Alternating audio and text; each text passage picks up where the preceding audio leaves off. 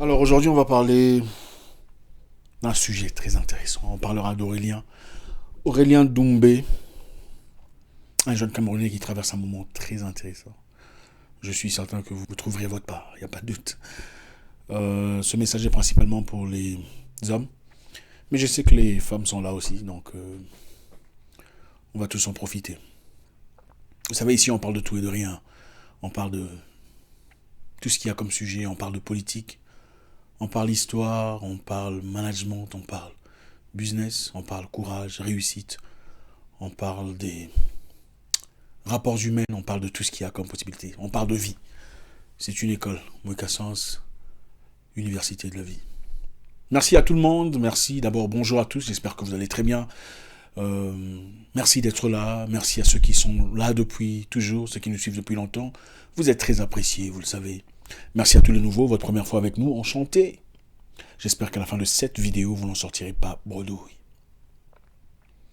Mais aujourd'hui, on va répondre à une personne très spécifique, un jeune Camerounais au nom de Aurélien Doumbé.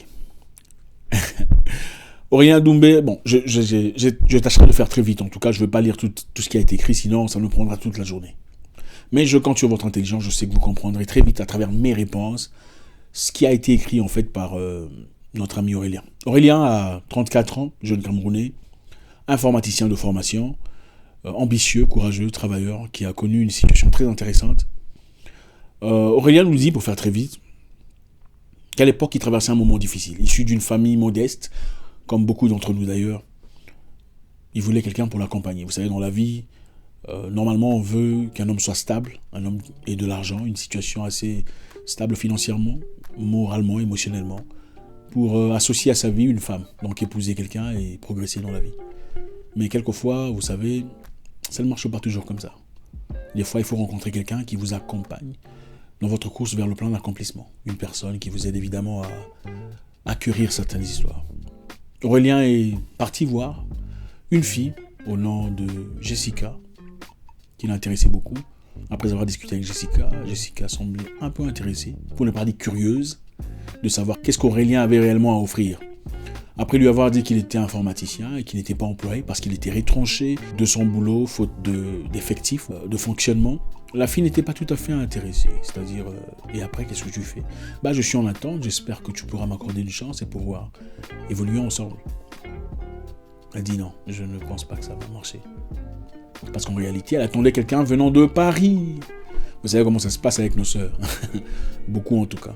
Quand quelqu'un vient de Paris, elle a vécu en Afrique toute sa vie. Apparemment, les gens qui viennent de Paris sont intéressants. Je sais pas moi, dites-moi. Qu'est-ce qu'ils ont les gens de Paris? Donc voilà. La fille s'est précipitée vers le monsieur de Paris. Le jeune Parisien ambitieux, courageux, elle a complètement disparu. Aurélien était brisé parce que dès le départ, il était très intéressé. Il a placé tout son cœur dans cette histoire. Le pauvre informaticien. Après quelques temps, Aurélien a essayé une autre fille qui s'appelait Amida.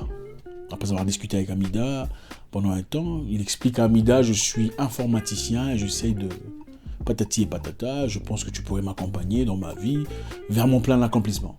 Amida qui lui dit, Aurélien, tu sais, moi, je ne joue pas ce jeu-là, ok? Tu es clairement sans situation. Je ne veux pas comment tu veux de moi dans ta vie. Va d'abord te chercher, ok? Va devenir entrepreneur comme tu l'as dit. Quand tu seras entrepreneur, reviens me parler. Vous savez, moi je dis souvent que dans la vie, il faut donner la chance aux gens. On n'est pas toujours obligé d'aimer une personne pour ce qu'elle est. On peut aussi aimer une personne pour le potentiel qu'elle porte. Amida a dit au revoir à Aurélien, brisé dans son ego, dans sa personnalité. Aurélien est parti se chercher. Quelque temps plus tard, il s'est reconverti dans l'agriculture. Il a commencé à travailler petit à petit, mollo mollo. Il a commencé à grandir. Finalement, aujourd'hui, Aurélien a des contrats avec des établissements locaux sur Yaoundé, où il produit ses produits en exclusivité. Il s'est fait une vie. C'est-à-dire, il s'est acheté un terrain, ou un peu comment ça se passe. Il a commencé sa petite construction, ici et là, son apparence a changé, son visage, vous savez comment quand l'argent entre, ça change, quoi. Comment vous dites ça? Laurent, quoi? Je sais plus comment vous dites ça. L'argent rend propre, c'est ça. C'est ce qui s'est passé avec Aurélien. Quelque temps plus tard, la première fille Jessica, ça faisait 2 ans après, Jessica le recontacte pour dire Aurélien, j'espère que tu vas bien. Je cherchais au fait à te recontacter, tu sais, la fois dernière, quand on a parlé, toi et moi, c'est-à-dire il y a 2 ans, je n'étais pas prête, il y avait tellement de choses dans ma vie, je veux qu'on parle, qu'on discute, qu'on essaie de voir, tout ça. Ensuite, il y a eu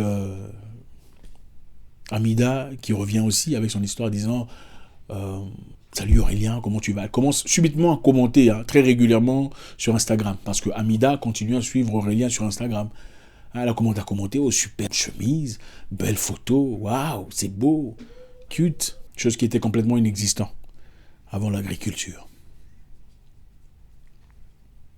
Aurélien veut savoir comment y aller. Aujourd'hui, soudainement, les filles de ses rêves, entre parenthèses, dans le cadre beauté et extérieur, sont de retour. Qu'est-ce qu'il doit faire? Il a l'argent, il a les possibilités, les capacités. Faites un commentaire. Je pense que votre commentaire sera intéressant. Avant que moi je ne dise ce que j'ai à dire, chacun fasse son commentaire. Comme ça, on va chacun assumer comme des adultes ce qu'on a dit. Et pas attendre ce que moi je dis pour ensuite faire un commentaire. Qu'est-ce que vous en pensez? Jessica est revenue, elle était pimpante, pétillante, attendait un Parisien qui revenait. 2 ans après, elle dit, bon voilà, je suis quand même intéressée, je n'étais pas prête l'autre fois, pendant que le Parisien était là. L'autre avait disparu, ne commentait pas. Elle a demandé à Aurélien d'aller devenir entrepreneur avant de venir lui parler. Aujourd'hui, elle fait des commentaires, jolie photo, comment tu vas? Elle répond après 2 ans, machin. Bon, mon ami Aurélien, voilà ce que moi j'ai envie de te dire. D'abord, je t'aime beaucoup, tu es un frère. J'aime les sœurs aussi, je vous aime aussi. Mais là, je veux d'abord te favoriser toi en tant que frère. Je comprends tout à fait les difficultés de la vie, la famille, tout ça. La première chose, parlons d'abord de... Comment s'appelle la fille là déjà? Jessica. La fille qui attendait le Parisien, tout ça.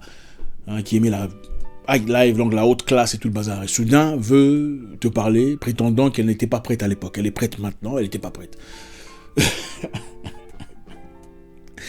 Aurélien, mon petit, affectueusement. Quand une fille disparaît, revient après 2 ans pour te dire qu'elle est prête, ça veut dire quoi? Elle n'était pas prête à l'époque. Tu n'as jamais été son premier choix. Tu n'es pas le genre d'homme pour lequel elle se donnerait, ou elle sacrifierait ce qu'elle a, ou avec lequel elle avancerait dans la vie. Tu ne l'es pas. Au fait, là où elle est allée avec le Parisien, ça n'a pas marché. Soit le Parisien l'a compliqué, ou elle a réalisé que le Parisien était en effet marié, père de 4 enfants, avec peut-être 3 différentes mamans. Elle a compris qu'il n'y a vraiment pas de chance, il n'y a aucune chance de réussite. Voilà pourquoi, pour gagner le temps, elle revient directement là où tu es. Elle a évalué, il n'y avait pas que toi, attends, il n'y avait pas que toi. Il y avait d'autres personnes aussi qui sont venues après elle. Elle a examiné, elle a scanné, qui paraît plus intéressant parmi toutes ces personnes. Évidemment, c'était toi. J'étais pas prête. Écoutez, il faut traiter les femmes comme elles vous traitent. Je répète, il faut traiter la femme comme elle vous traite. Quand tu es venu, elle ne voulait pas. Parce que tu étais informaticien. Maintenant, tu es devenu quelqu'un, là, elle est prête. Qu'est-ce qui a changé? Qu'est-ce qui a changé? Attends, tu penses que la femme là est bête ou quoi? Les femmes ont les mêmes sentiments que les hommes. Elles réfléchissent quelquefois mieux que les hommes dans ces cadres-là. Écoutez, les femmes sont des excellentes dragueuses. Peut-être mieux que beaucoup d'entre nous ici. Elles savent comment jouer leur jeu. Mets-toi à ta place. C'est ton époque, c'est ton moment. Il ne faut pas te bousculer. Rentrons maintenant chez l'autre là, Amida ou Amida. Comment ça s'appelle? Amida, c'est ça. Une fille qui t'a répondu il y a 2 ans. Elle te répond maintenant, tu penses que c'est pourquoi? C'est parce qu'elle a oublié de répondre. Non. C'est parce qu'elle t'a observé, elle a réalisé. Ce monsieur ici est intéressant, d'ailleurs il m'a écrit. Maintenant je vais répondre. On sait exactement ce que c'est. Vous pensez que cette fille n'a pas vu les photos, enfin les messages que tu as envoyés, tout ça. Elle a tout vu. Regardez comment elles font. Quand vous envoyez un message à une femme, ou à n'importe quelle personne, avant de vous répondre, elle regarde votre visage d'abord. Si votre visage est intéressant, on répond salut. Si votre visage n'est pas intéressant, même un bonjour, vous ne l'allez pas avoir. Je mens. Demandez à vos soeurs si je mens. Elle a déjà scanné ton profil, elle a déjà vu ce que tu es.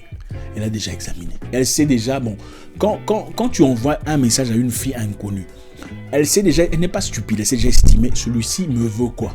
Bon, ce qu'il veut là, c'est dans mon estimation, est-ce que je dirais oui ou non? Elle te classifie ou te déclassifie, à partir de là déjà. Si tu étais déclassifié déjà à l'époque, pourquoi tu penses que c'est maintenant que tu dois lui accorder une chance? Si elle ne t'a pas accordé la chance pendant que toi tu étais nulle part. Il faut traiter cette femme-là comme elle t'a traité. Maintenant, un conseil général, on ne va pas passer toute la journée ici. Les garçons qui écrivent là, à toutes les filles, bonjour, comment tu vas? Ça va bien, elle ne répond pas. Salut, tu es là? Tu es là? Pourquoi vous faites ça? Il faut traiter la femme comme elle vous traite. Tu dis bonjour, elle dit rien. Tu la laisses. Elle est quoi? Elle n'est pas supérieure à toi. C'est pas parce que tu es intéressé à elle qu'elle devient soudainement, subitement supérieure à toi. Absolument pas.